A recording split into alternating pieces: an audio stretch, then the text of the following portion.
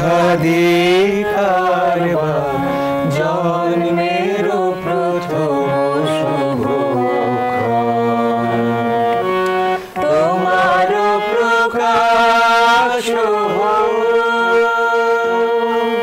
কোহেলিকা করে উদ্ঘাটন সূর্যের মতো, হে নূতন দেখা দে কারবার জন্মের প্রথম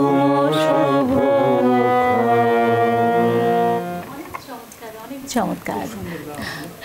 কারো কাছে তিনি ঈশ্বর, কেউ বলেন তিনি গুরুদেব, কারো কাছে তিনি বিশ্বকবি, কারো কাছে তিনি প্রেরণা, বাংলা ছোট গল্পের সার্থক রূপকার, শ্রেষ্ঠ ঔপন্যাসিক।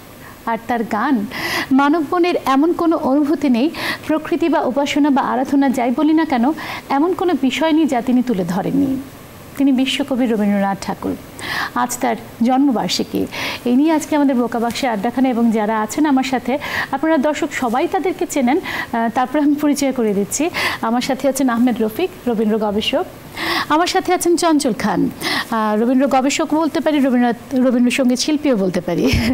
আমার সাথে আছেন অনিমা রায়, রবীন্দ্রসঙ্গীত শিল্পী, এবং আছেন নির্ঝর চৌধুরী, রবীন্দ্রসঙ্গীত শিল্পী। আপনাদের সবাইকে অসংখ্য ধন্যবাদ, এবং শুরুতেই চমৎকার একটি গান উপহার দেওয়ার জন্য অনেক ধন্যবাদ।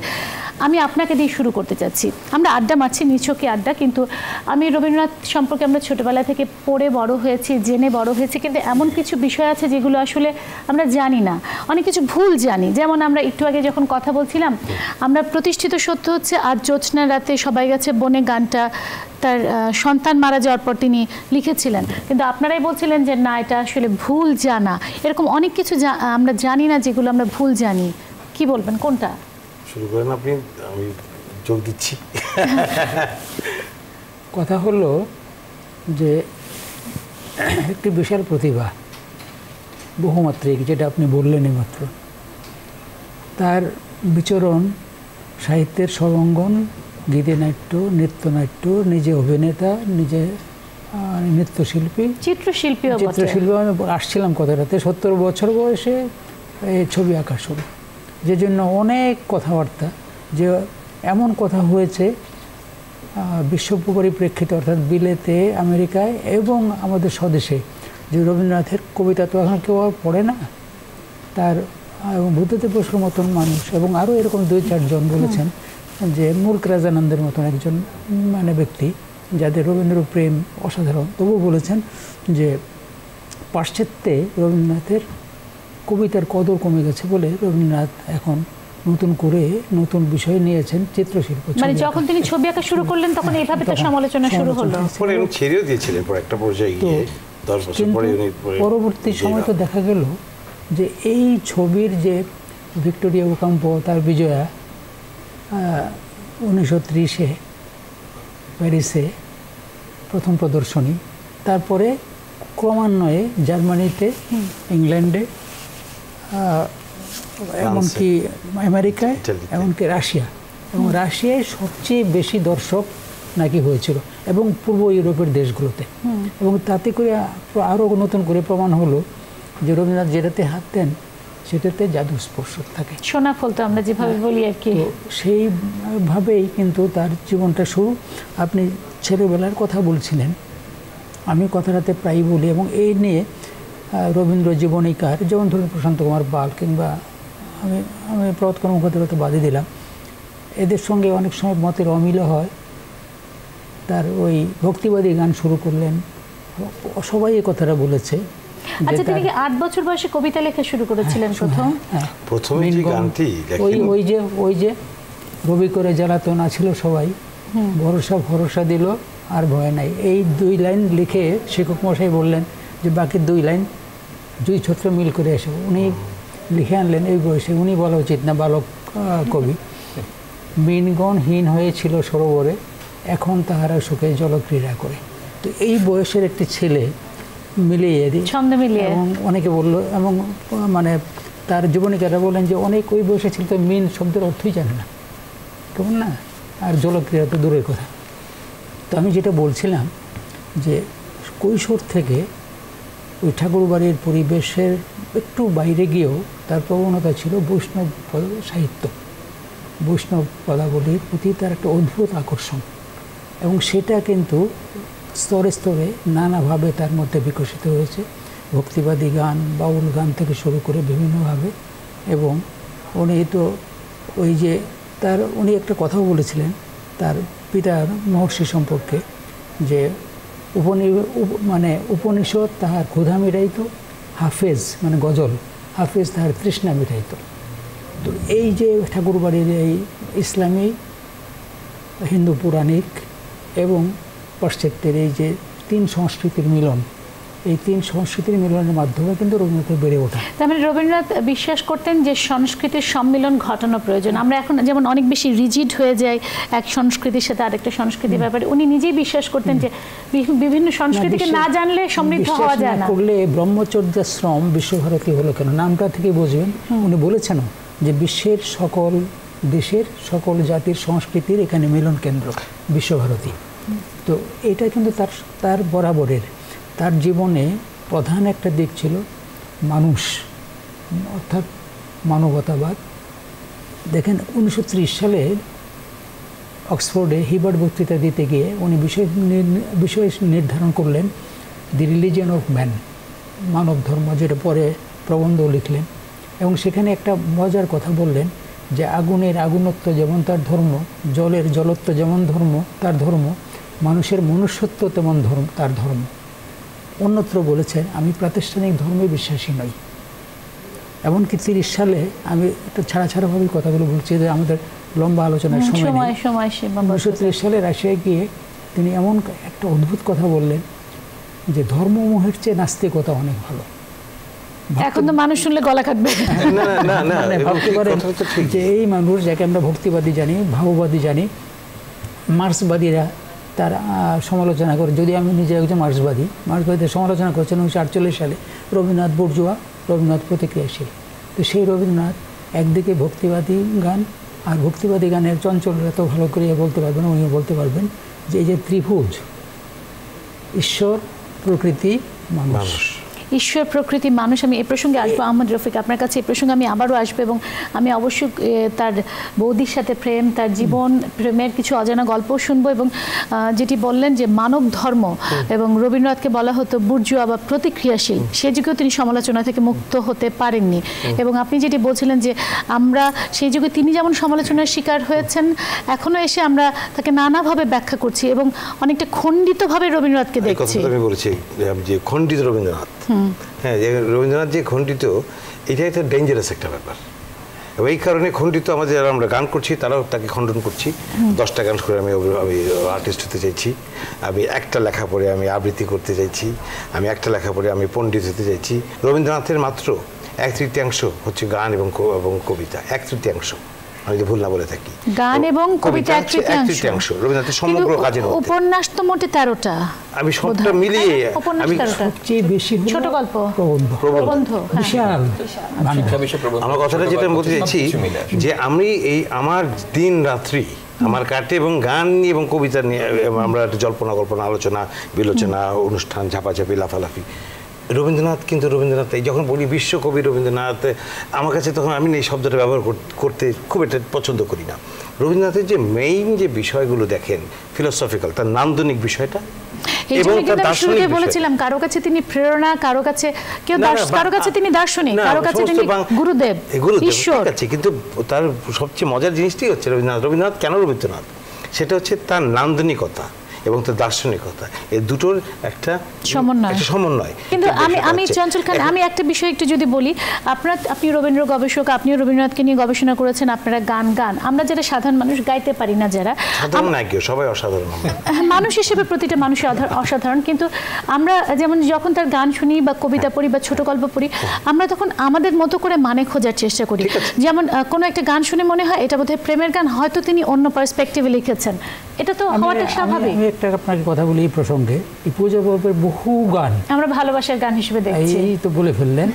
তার শেষ দুটো লাইন যদি বাদ দেই, আমরা একটা গান আমি শুনি না, ইয়ে গাইছি আমরা, ওই যে আমার হিয়ার মাঝে গাও তো, আমার হিয়ার মাঝে এই গানটি এটা কি প্রেমের গান না? দুজনে গাইছি আমরা। এটা প্রেমের গান না? হায় হায়, আমরা তো এটা পূজা করব। আমার হিয়ার মাঝে লুকিয়েছি রে, দেখতে আমি পাইনি তোমায়, দেখতে আমি আরেকটু শুনি। পাইনি।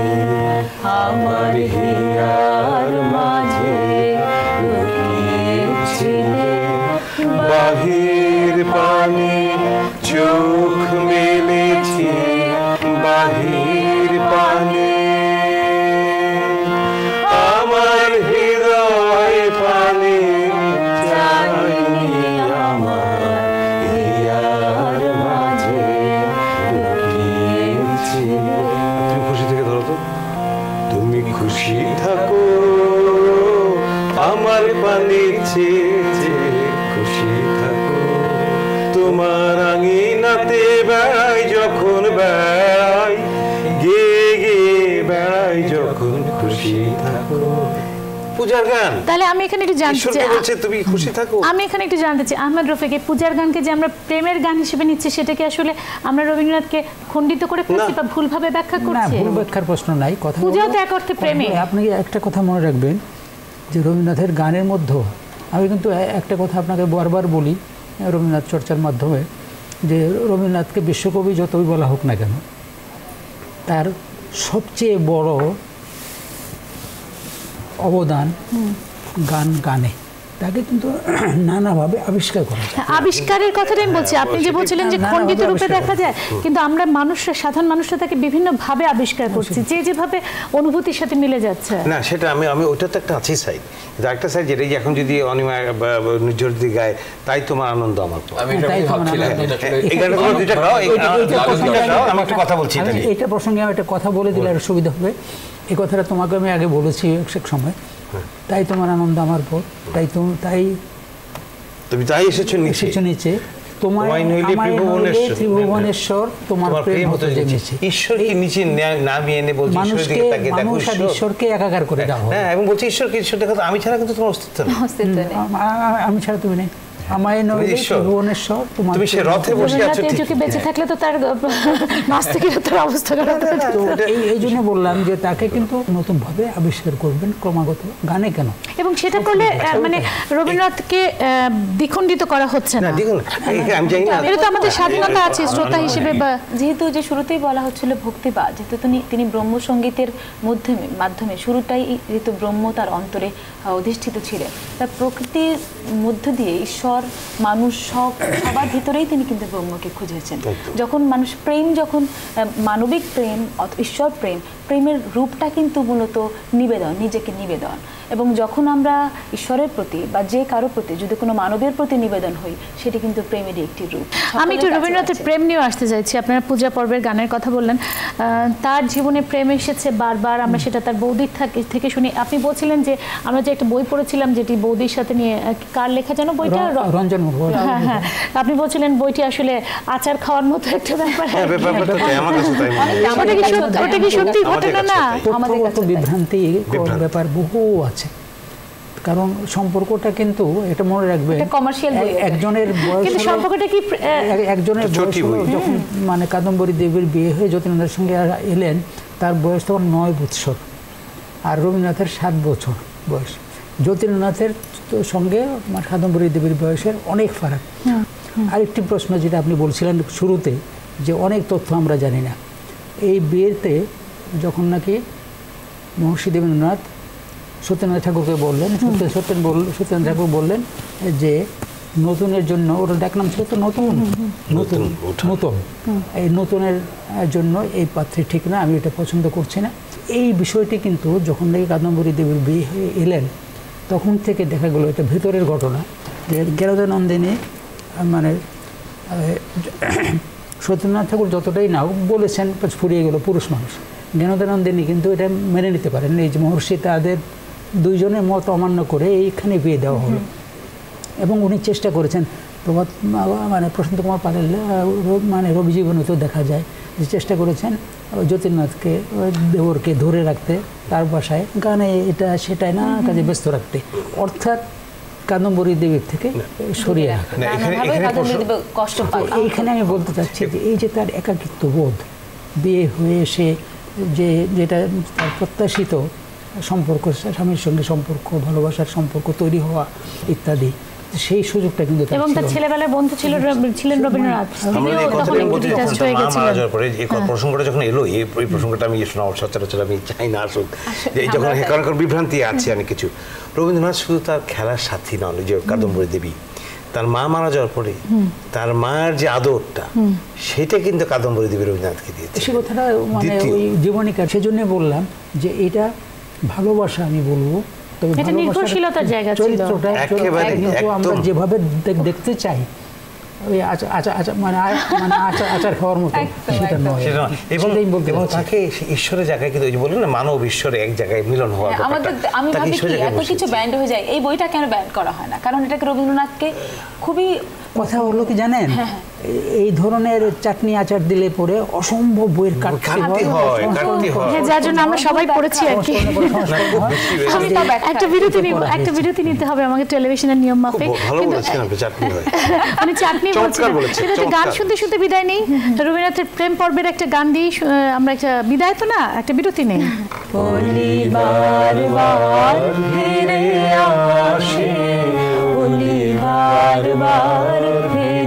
যায়, কোলে ফুটিতে চাহে ফোটে না, কোলে ফুটিতে চাহে ফোটে না, মরে লাজে মরে ত্রাসে, ওলি বারবার ফিরে যায়, ওলি বারবার ফিরে আসে, বারবার ফিরে যায়।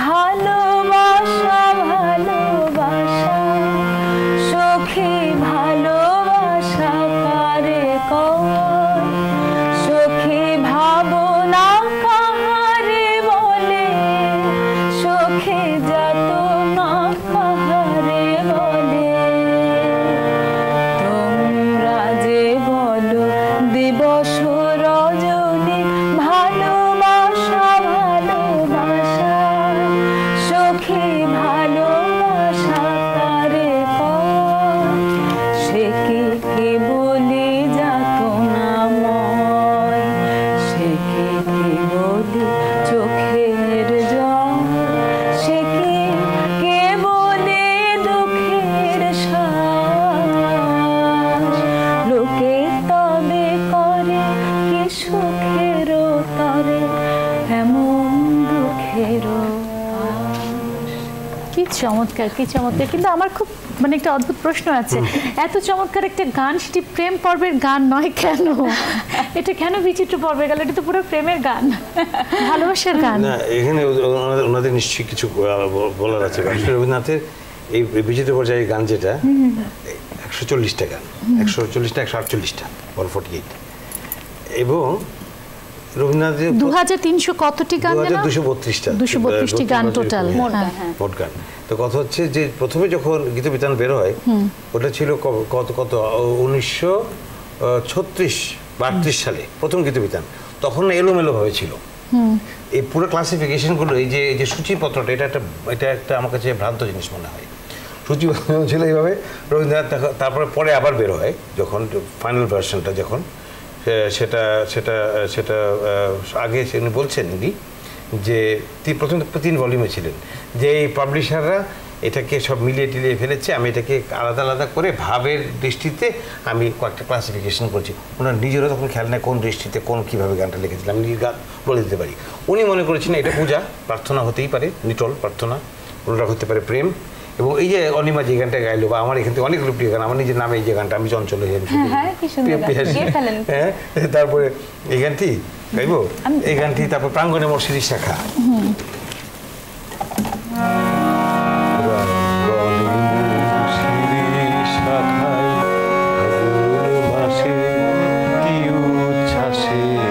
ক্লান্তিবিহীন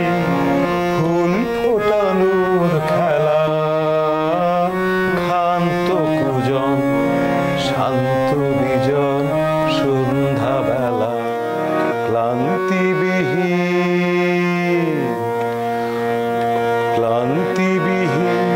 ফুল ফোটানোর খেলা, ক্ষান্ত কুজন শান্ত বিজন সন্ধ্যাবেলা, প্রত্যহ সেই ফুল্ল শিরিষ প্রশ্ন সুধায় আমায় দেখি, এসেছে কি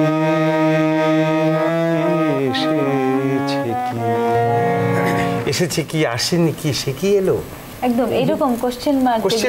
প্রশ্নটা হলো যে এই গানটি কিন্তু অসাধারণ।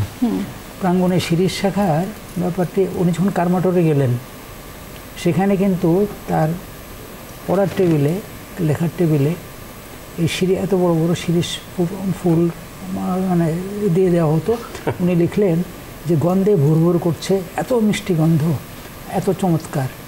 তো মানে উনি যখন অন্যান্য ফুল মানে ফুল নিয়ে তো একটা বইও আছে যে কত রকমের ফুল, সিক্ত যুগ জ্যোতির গন্ধ থেকে শুরু করে মানে যে সে কথা না, সে আলো আলো মল্লিকা মালতী থেকে শুরু করে মানে ফুল, এমন ফুল নেই যেটা রবীন্দ্র ভাষ্যে নেই বা রবীন্দ্রনাথের রচনায় নেই। কিন্তু বিশেষভাবে এই শিরিষ তার কাছে খুব। কিন্তু যেটা উনি বলছিলেন যে প্রথমবার একেবারে এলোমেলোভাবে বের হয়েছিল, পরের বার পাবলিশারদের তিনি এভাবে 3 খণ্ডে ভাগ করে দিলেন, বিচিত্র পর্ব, প্রেম পর্ব, পূজা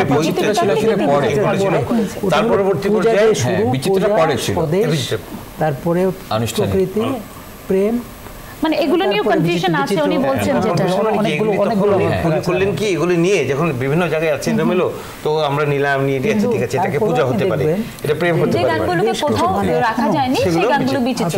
আমার কাছে মনে হয় যে এটা পূজা পর্বের গান না হয়ে। আচ্ছা, ওই যে ওই গানটা আমি শুনেছিলাম, অনেক কথা যাও যে বলে কোনো কথা না বলে, এটা কার কোনো একটা ওটা নাতনির কথা বলতে, আধো বলে কথা বলতে, ছোট কথা কিছু কিছু বলছে বোঝা যাচ্ছে, কিন্তু সেটাকে আমরা প্রেমের গান মনে করে। হ্যাঁ, প্রেমের গান মনে হয়। ও ঘরে ছিল বারবার আধো আধো বলে কিছু অনেক কথা যাও যে বলে, অনেকে মনে করে এটা প্রেমের গান। সেটা বলছি, যে জন্য বললাম গান নিয়ে কত রকমের আবিষ্কার যে করা যাবে এবং কত রকমের ব্যাখ্যা করা যায়। আরে আমি তো বলি, একজনকে বলেছিলাম যে সঞ্চারী, রবীন্দ্রনাথের সবচেয়ে বড় সৃষ্টি হচ্ছে সঞ্চারী। সঞ্চারীটা হচ্ছে এর মধ্যে সুন্দর জিনিস আর নাই। আমি একজনকে বলেছিলাম যে তুমি পিএইচডি করো, আমি তোমার সুপারভিশন, আমি তো লেখাপড়া কম জানি কিন্তু তারপরে আমি সুপারভিশন করবো, তোমার কিছুটা অংশ করবো। সঞ্চারী নিয়ে পিএইচডি করা যায়। এই যে আপনারা বলছেন রবীন্দ্রনাথকে বিভিন্ন ভাবে ব্যাখ্যা করা যায়, ব্যাখ্যা করতে যে এই তরুণ প্রজন্ম আপনাদের ভাষায় বলতে হয়, ব্যাখ্যায় করতে পারি ওলট পালট। হ্যাঁ, এই ওলট পালটের ক্ষেত্রে সেটাকে কিভাবে দেখেন আপনারা? কোনটা? যারা রবীন্দ্রনাথের ফিউশন করছেন, গান করছে, ফিউশন করছে, কি কি সব করছে না, কিন্তু বারবার এগুলোর ব্যাপারে পর্যন্ত এমন জেনেই তার গানকে প্রথম জনপ্রিয় করলেন পঙ্কজ মল্লিকের লোকটি শুকনা পাতলা। আমি প্রথম গান শুনে এরকম ভরাট গলার, দরাজ গলার গান মনে করতাম যে মোটা সোটা লোক, কিন্তু শুকনো পাতলা মানুষটা পঙ্কজ মল্লিক। তো উনি কিন্তু প্রথম পর্যায়ে তার ওই গাওয়া গানের উপরও কিন্তু রবীন্দ্রনাথের নানাভাবে সমালোচনাও আছে। উনি চাইতেন না যে দুনিয়ার বাদ্যযন্ত্র দিয়ে গান গাওয়ানো, তারপরেও যে গানগুলোকে তার মানে রবীন্দ্রনাথ চাইতেন না দুনিয়ার বাদ্যযন্ত্র নিয়ে গান গাওয়া, বাদ্যযন্ত্র পছন্দ করতেন। মানে কি, তবু উনি নিজে পিয়ানোর চর্চা ছিল, সবই ছিল বাসার বাড়িতে না, যতীন্দ্রনাথ। হারমোনিয়াম, পিয়ানো, আমার গানে এমন কিছু করো না, মূল কথাটা হচ্ছে আমার গানে এমন কিছু করো না, চিনতে না পারি, একদম আমার গানে যেন চিনতে না পারি আমরা। এবং আমার গানে এটা কি রবীন্দ্রনাথ কোথাও বলে গেছেন? ওনার তো বইটি আছে, যত কম সম্ভব বাদ্যযন্ত্র ব্যবহার। তবে কি রবীন্দ্রনাথের গান আসলে যুগের পরিবর্তন তো আসবে, মানে এটা বুঝবেন যে আপনি যদি এত বাদ্যযন্ত্র, এত মানে শব্দ আধিক্য তৈরি করেন, সেখানে সুরটা কিন্তু মরে যাবে। আর আমি একটা কথা বলবো আপনাকে, যে রবীন্দ্রনাথের গানের প্রাণ কিন্তু হলো তার সুর। আমি ব্যক্তিগতভাবে না, যন্ত্র যদি থাকে, সুর যদি ঠিক থাকে তাহলে কি সমস্যা? থাকলেও এটা ওভার পাওয়ার করে। অনেকে বলেন যে তরুণ প্রজন্মের কাছে পৌঁছতে গেলে গানকে আধুনিক করতে হবে। রবীন্দ্রনাথকে কি এভাবে আধুনিক করার প্রয়োজন আছে না? নিজে আসলে কি এটা হচ্ছে বুঝতে হবে, এটা বেশিরভাগ মানুষ জানে না। কথা হচ্ছে 2 কিংবা ততোধিক ধারা আমি একত্রিত করব, কিন্তু সেটা শুনে যে একটা নতুন সাউন্ড ক্রিয়েট হয়, জগাখিচির মনে সেটা কিন্তু ফিউশন হবে না। এবং রবীন্দ্রনাথকে নিয়ে যদি কাজ করতে চায় কেউ, অবশ্যই করতে পারে, সবার স্বাধীনতা আছে, করছে তো সবাই, কিন্তু তার জন্য রবীন্দ্রনাথ গান বুঝতে হবে।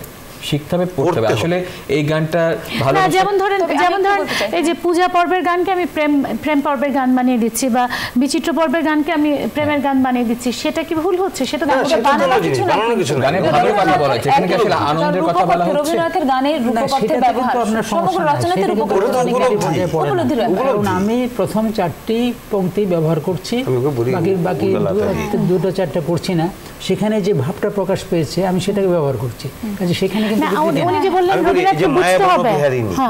উলালা দিয়ে পাগলা হওয়া বাদল দিনে, আমি স্পষ্ট করে বলছি কি বলতে চাইছি। উলালা দিয়ে পাগলা হওয়া বাদল দিনে, তারপরে মায়া বন বিহারিনী, তারপর একটা জিনিস কি শুনলাম ওই দিন একটা গান, এই ধর এগুলো হচ্ছে অসভ্যতা। স্পষ্ট ভাষায় শব্দ ব্যবহার করছি, এগুলো অসভ্যতা। বিষয়টা হচ্ছে, আমি একটু বলবো চঞ্চলদা, যে আমরা রবীন্দ্রনাথ যেহেতু অনেক, আমরা জানি উনি কোন সেই যুগে এত দেশ ভ্রমণ করেছেন, এত কালচার দেখেছেন এবং এত কিছু সংমিশ্রণ যিনি জানেন, জেনে বুঝে যেগুলোকে, কারণ ওনার কিছু গান যেমন স্কটল্যান্ডের সুরের সাথে মিল আছে। হ্যাঁ, কিন্তু যখন আমরা রবীন্দ্রসঙ্গীত গাইছি তখন পুরনো সেই দিনের কথা, সেখানে কিন্তু কখনোই আমি একটা স্কটিশ গান গাইছি মনে হচ্ছে, তখন কিন্তু আমি রবীন্দ্রনাথের গান গাইছি। এবং যখন নাকি আমি বিভিন্ন রাগের সংমিশ্রণ করে একটি গান, কোনো রাগ কিন্তু প্রকটভাবে ধরা দিচ্ছে না, ধরা দিচ্ছে রবীন্দ্রনাথের গান, রবীন্দ্রনাথের সুর। সেক্ষেত্রে যখনই একজন এই যুগের যে কোনো কম্পোজার যখন নাকি তার কাজটিকে দেখাতে চান, হয়তো বা কোনো তানালাপের ব্যবহার করছেন বা কোনো হার্টবিটের ব্যবহার, সেটা কিন্তু রবীন্দ্রনাথ সেই যুগে বসে পারতেন। তিনি কেন সেটাকে অ্যাভয়েড করেছেন? নিজস্বতা তৈরির জন্য, নিশ্চয়ই আমার গান যেন আমার গান হয়ে থাকে। সেই কারণে যেহেতু ওই যুগে রবীন্দ্রনাথ নিজের গানটাকে নিজের সচেতন তৈরি করে গেছেন, কেন এখানে সেটাকে ভাঙবার কি? তাহলে এই যে তরুণ প্রজন্ম বলে যে তরুণ প্রজন্মের কাছে পৌঁছতে গেলে অবশ্যই গান গাইতেই হবে। তরুণ প্রজন্ম না গেলে রবীন্দ্রনাথ কি করে বাঁচবে? তাদের মধ্যে দিয়ে বাঁচবে। এই যে আমি যখন ছায়ানটে যাই, আমি তাদের মতো করে ব্যাপারটা আসলে ঠিক না। না, আমি একটু বলি, একটা গিটার নিয়ে আমি হয়তো বসে করতে পারি, শুনতে ভালো লাগতে পারে, কিন্তু গানের ভাবটা না বুঝে আমি একদম ধুমধাম কনসার্টটা করে দিলাম, একটা দুঃখের গানকে আনন্দের গান বানিয়ে দিলাম। ওনার প্রসঙ্গে আমি বলি একটা কথা, কিন্তু ওরা ছায়ানটের ওরাও বলে এবং সবাই বলেন রবীন্দ্রসঙ্গীত একমাত্র বলবো না, অন্যতম প্রধান জিনিস তার বাণী এবং সুর, এই দুই দিক থেকে মানে সমৃদ্ধ। আচ্ছা, আমরা একটা বিরতি নিব, কিন্তু ভালোবেসে সখী ওই গানটা শুনে নিই। এটা তো বেশ দীর্ঘ গান, মানে ছোট একটুখানি অংশ।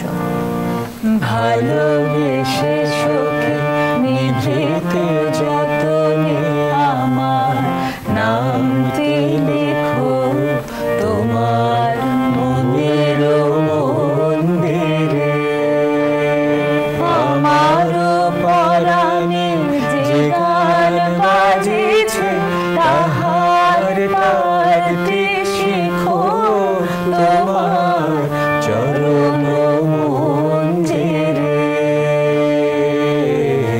ভালোবেসে সখী নিভৃতে যতনে আমার নামটি লেখো তোমার মনের মন্দিরে।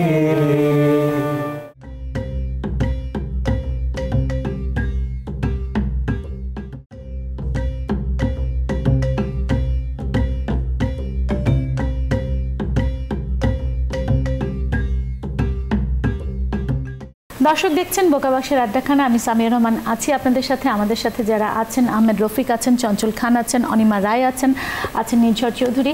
আমরা রবীন্দ্রনাথকে নিয়ে কথা বলছিলাম। আসলে 1 ঘন্টায় রবীন্দ্রনাথকে তুলে ধরাটা খুবই তার জন্য অসম্মানজনক হয়, কিন্তু আমরা গণমাধ্যমগুলো তাই করি। প্রতি বছর তার জন্মবার্ষিকী বা মৃত্যুবার্ষিকী আসলে আমরা সেটা করি, বাকিটা সময় হয়তো রবীন্দ্র চর্চা সেভাবে করিও না। এটি আমাদেরই ব্যর্থতা, আমাদেরই দায়। কিন্তু আমি আরেকটা প্রসঙ্গ এটি তুলতে চাইছিলাম, সেটা হচ্ছে রবীন্দ্রনাথের ছোট গল্প বা উপন্যাস নিয়ে অনেক চলচ্চিত্র হয়েছে, সত্যজিৎ রায় থেকে শুরু করে এখনো অনেকে করছেন। সেগুলোকে কিভাবে দেখছেন? কিভাবে দেখছি মানে চলচ্চিত্রগুলো ছোট গল্প বা উপন্যাসের কি সার্থক রূপায়ণ হয়েছে, নাকি প্রত্যেকটা মাধ্যমের ভাষা অনুযায়ী বদলে গেছে? কিন্তু নানা রকম বিতর্ক আছে, কারণ গল্পকে তার গল্পের যে নির্যাসটুকু রেখে মর্মবস্তুটাকে যথাযথভাবে উপস্থাপন করে যদি সেখানে চলচ্চিত্র তৈরি করা হয় তাহলে কারো কিছু বলার থাকে না। তো সেখানে ব্যতিক্রম বা যেটা বিকৃতির পর্যায়ে প্রায় পড়ে, এ ধরনের ঘটনা কিন্তু মাঝে মাঝে ঘটেছে এবং ঘটেও। তো রবীন্দ্রনাথের চলচ্চিত্রের ক্ষেত্রেও কিন্তু এরকম ঘটেছে।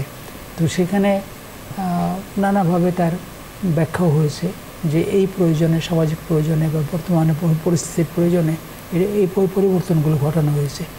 তো যেখানে পরিবর্তন ঘটানোর মধ্যে দিয়ে নান্দনিকতা এবং তার নান্দনিক চরিত্রটি যথাযথভাবে পরিস্ফুট হয়েছে, সেখানে আমাদের বলার কিছু সেটা তো নেই। তাহলে ফিল্ম মেকারের ব্যর্থতা বলা যায়, সেটা মানে যিনি করতে পারেননি সেটা তার ব্যর্থতা। এটা ওই যে গানের বেলায় একই বিষয়, ওই যে ফিউশন না কনফিউশন কি শুনলাম না একটু আগে, উইথ এক্সপেরিমেন্টেশন, একই বিষয়টা একই।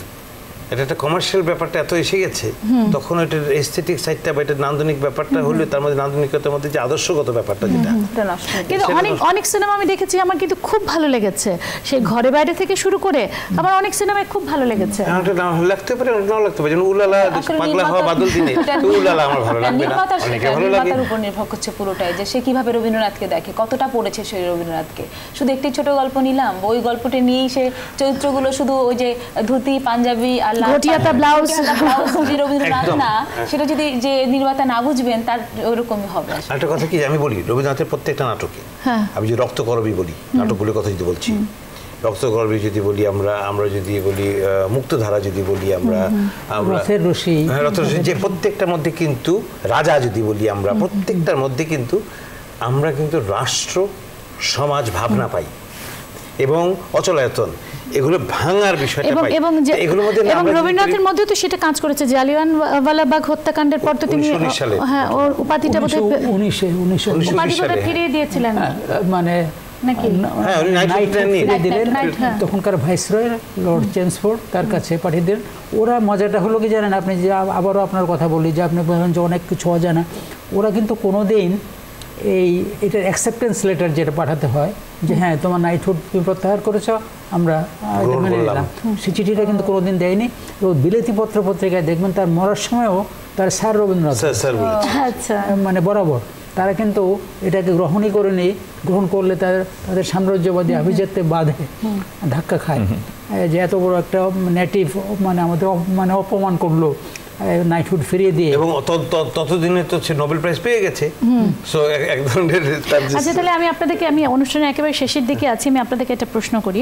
আমাদের জাতীয় সঙ্গীত তার গান দিয়ে প্রথম নোবেল প্রাইজ তিনি পেয়েছেন উপমহাদেশে। রবীন্দ্রসঙ্গীত চর্চা আপনারা করছেন, বিশেষ করে পহেলা বৈশাখে আমরা দেখি একেবারে তাকে রবীন্দ্রনাথের গান দিয়ে শুরু হয়, কিন্তু তারপরেও আমি যদি বলি রবীন্দ্রনাথকে আসলে আমরা কতটুকু সম্মান করতে পারি আমাদের আচরণে, আমাদের ভাষায়, আমাদের চিন্তা চেতনায়, এই বাংলাদেশে আমরা কতটুকু পারছি? আমরা খুব কমই পারছি। আমি এক কথায় যদি আমার প্রশ্নের খুবই পাচ্ছি, আমি যে বলবো আপনাকে যে এই যে সার্ধশত একটা উদাহরণ আমি প্রায় দিই আজকাল, যে সার্ধশত জন্মবার্ষিকীতে ভারত বাংলাদেশ মিলে যৌথভাবে যে বিশাল আনুষ্ঠানিকতা মানে করা হলো সেনেট ভবনে, 4-3 দিন ব্যাপী মানে অনুষ্ঠানমালা চললো। কিন্তু এইসবের পরিপ্রেক্ষিতে যদি আমি বলি যে সত্যিকারের রবীন্দ্র চর্চা, রবীন্দ্রনাথকে বোঝা, রবীন্দ্রনাথকে জানা, এগুলোর মাধ্যমে কতটা আমরা কাজ করেছি। একটা নজরুল ইনস্টিটিউট হলো একটা, আমি তুলনাটা খারাপ শোনায়, সেটার জন্য বলা উচিত না, একটি রবীন্দ্র ইনস্টিটিউট করবেন হলো না, ওই 150তম জন্মবার্ষিকী উপলক্ষেই একটি রবীন্দ্র চর্চার জন্য, তার গান, তার কবিতা, তার সব কিছু, ছোট গল্প ইত্যাদি সব কিছু চর্চার জন্য একটা ইনস্টিটিউট হতে পারে। রবীন্দ্র ইউনিভার্সিটি এখনো পর্যন্ত কোনো ওটা হবে না কিচ্ছু, তুমি ভাই ধরে রাখো। মানে কেন হবে না? আমাদের আন্তরিকতার অভাব, রবীন্দ্রনাথ সম্পর্কে আমাদের বাইরের শোটা, বহিরঙ্গের যে মানে জিনিসটাই আপনার প্রধান।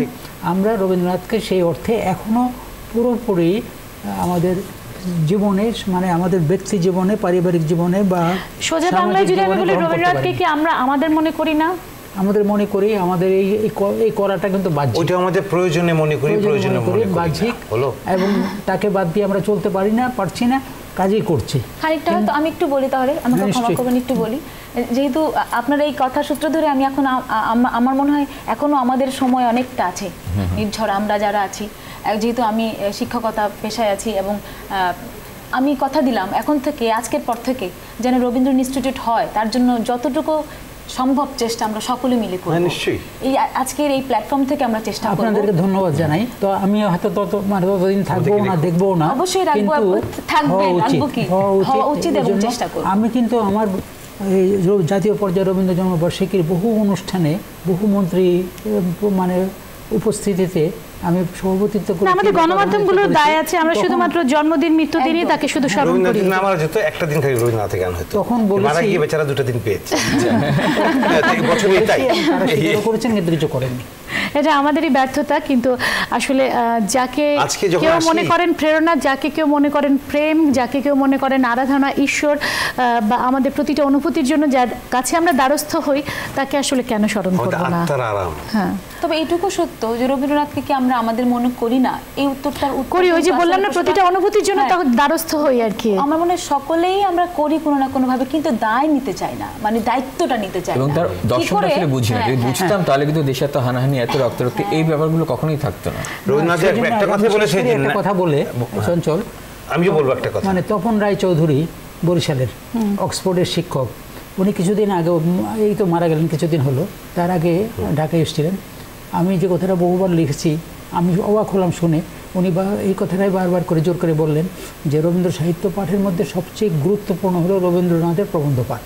একদম বলে ওই কত দিকটা আলোচনা এত না এসব নিয়ে। ওগুলোই আমরা পড়ছি না, আমরা পড়ছি শুধু না। গান, যদি বলছি, ছোট গল্প, কবিতায় বললাম পড়ছি না, নিজেদের প্রয়োজনে। নিজেদের প্রয়োজনে প্রবন্ধ পড়তে হবে, কিন্তু সেই জায়গাটিতে আমাদের ঘাটতি বিরাট। হ্যাঁ, যার জন্য দর্শনটা বুঝতে পারছি দর্শক, না। আমি প্রথমেই তো বলেছি এটা, যে আসলে আমরা একটা ছোট্ট অংশ নিয়ে আমরা মাতামাতি করছি, যে হ্যাঁ, গান, গান, শুধু গান, শুধু গান, গান বা কবিতা এবং বা ছোট গল্প। কবিতা কিছুটা। এখন এই যে রবীন্দ্রনাথের যে মানে ওই যে আমরা সময়ের অভাবে অনেক কথা বলতে পারছিলাম না, এই যে রাজনীতি নিয়ে যে সমাজ, ভাবনা, সমাজ, হ্যাঁ, রাষ্ট্র নিয়ে যে ভাবনা, তার মধ্যে একটা বিশাল কথা হচ্ছে, তার বই আছে ন্যাশনালিজম। এই ন্যাশনালিজমের বইটা হচ্ছে মূল কথা হচ্ছে জাতীয়তাবাদ। এই জাতীয়তাবাদটা কিন্তু উনি ঘোর বিরোধী, উগ্র জাতীয়তাবাদ। জাতীয়তাবাদ। এবং যেটা আমি এখন মনে করি সমাজে ছেয়ে গেছে আর কি। জাতীয়তাবাদ শব্দটা আমার পছন্দ না।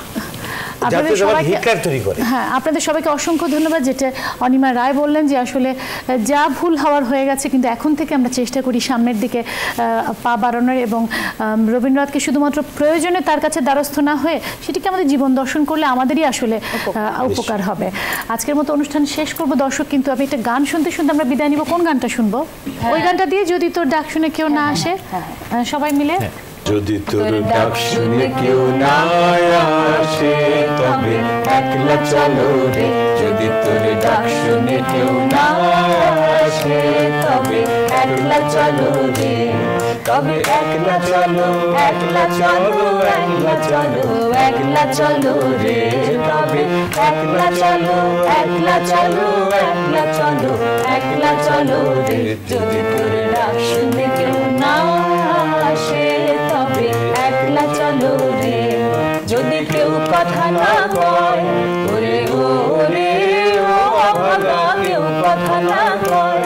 যদি সবাই থাকে মুখ ফিরায়, সবাই করে ভয়। যদি সবাই থাকে মুখ ফিরায়, সবাই করে ভয়। তবে পরাণ খুলে ও তুই মুখ ফুটে তোর মনের কথা একলা বলো রে।